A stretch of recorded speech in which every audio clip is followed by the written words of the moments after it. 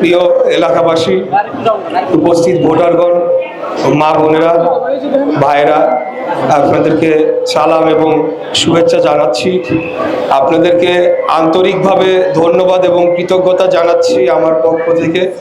আজকে আপনারা দীর্ঘক্ষণ এখানে অপেক্ষা করে এই নির্বাচনী পথসভা সফল করার জন্য অপেক্ষা করেছেন। আমি প্রথমেই কথা দিতে চাই যে গ্যাসের সমস্যাটা আমরা বেশ কিছুদিন যাবৎ এটা নিয়ে কাজ করছি এবং কিছু কিছু এলাকায় ইতিমধ্যে সমাধান আমরা করেছি। আর বাকিটা, যেহেতু এখন আমি একজন প্রার্থী, এখন আমার জন্য অনেক নিয়ম নীতি মেনে কাজ করতে হচ্ছে। আমি সব জায়গায় যেতেও পারছি না বা কোনো সরকারি অফিসে গিয়ে যে কথা বলে আপনাদের সমস্যাটা দ্রুত সমাধান করব, সেটা এই মুহূর্তে না করতে পারলেও 12 তারিখের পরে আমি আর প্রার্থী থাকবো না, কথা দিয়ে যাচ্ছি। তারপরে আমি নিজে গিয়ে দাঁড়িয়ে থেকে আপনাদের গ্যাসের সমস্যাটা সমাধান করতে বলছি। আর আপনাদের এই মন্দিরের বিষয় কিন্তু আমি এর আগেও কয়েকবার এসেছি, আমি প্রতিবারই বলে গিয়েছি যে আমাদের যখন সুযোগ আসবে আমরা সর্বোচ্চ আর্থিক সহায়তার মাধ্যমে আপনাদের এই মন্দিরটি দ্রুত সময়ের সাথে কাজ সম্পূর্ণ হয় সেটা কাজ করব।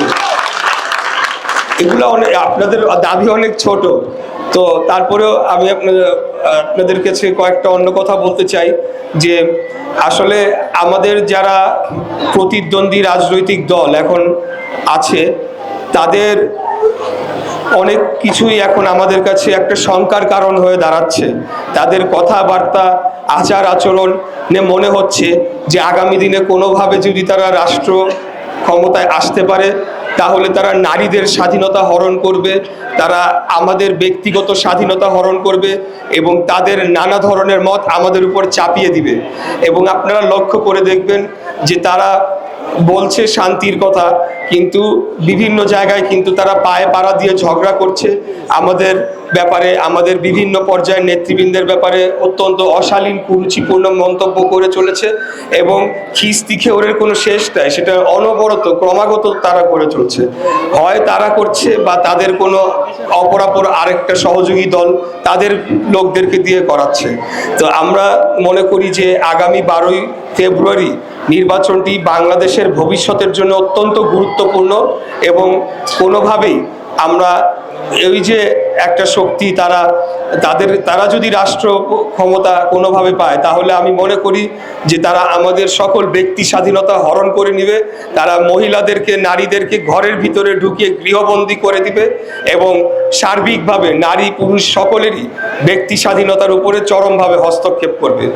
আর আরেকটা বিষয় যেটা আমাদের শ্রদ্ধেয় মকবুল ইসলাম খান টিপু চাচা বলে গিয়েছেন যে আমার যারা প্রতিদ্বন্দ্বী প্রার্থী, আমি শুধু এই আসন না সারা বাংলাদেশ ব্যাপী তাদের 2-4-5 জন নেতার বাইরে যারা প্রার্থী হয়েছে তাদেরকে তো আমরা চিনতামই না, এই নামে যে কোনো ব্যক্তি আছে তাটা আমরা জানতামই না, যতদিন না পর্যন্ত হঠাৎ একদিন রাস্তায় দেখি তাদের একটা ফেস্টুন লাগানো, পোস্টার লাগানো।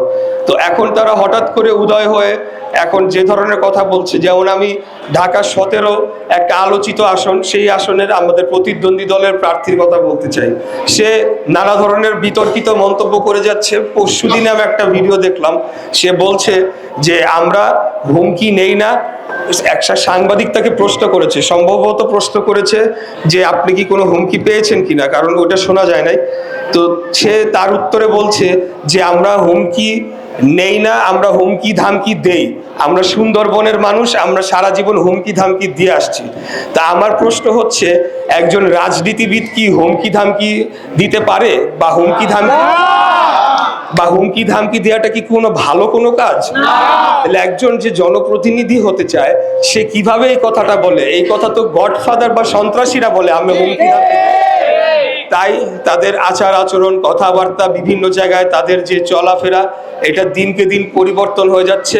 আমার কথা হলো, ভাই হুমকি ধামকি যদি দিতেন, বিগত 17 বছরও যখন ফ্যাসিবাদের আমলে ছিলাম তখন আপনারা কই ছিলেন? আপনাদেরকে তো জীবনেও আমরা দেখি নাই, রাজপথেও দেখি নাই, কোথাও দেখি নাই। কোনোদিনও কোনো জনগণের কোনো দাবি দাওয়ার আদায়ের আন্দোলনে আপনারা অংশগ্রহণ করেন নাই, কোনোদিনও কোনো অত্যাচার নির্যাতনের বিরুদ্ধে আপনাদেরকে তো দেখি নাই। আপনারা প্রতিবাদ করা তো দূরের কথা, এখন আসছেন আপনারা আইসা হুমকি ধামকি। তো আমরা বলতে চাই, আমরা মনে করি এগুলা কেবলমাত্র উস্কানি দেওয়ার জন্য এই কথাগুলো তারা বলছে।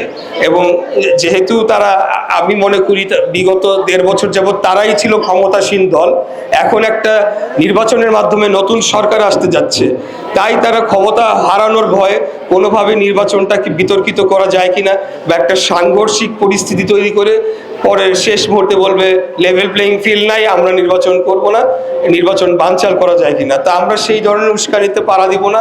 আমরা গণতান্ত্রিক পন্থায় শান্তিপূর্ণ উপায়ে ক্ষমতা হস্তান্তর করে আগামী দিনে বাংলাদেশের ভবিষ্যৎকে সিকিউর করতে চাই, এটাকে নিরাপদ করতে চাই। আপনারা সবাই ভালো থাকবেন। আমি আপনাদের ছেলে, আপনাদের সন্তান।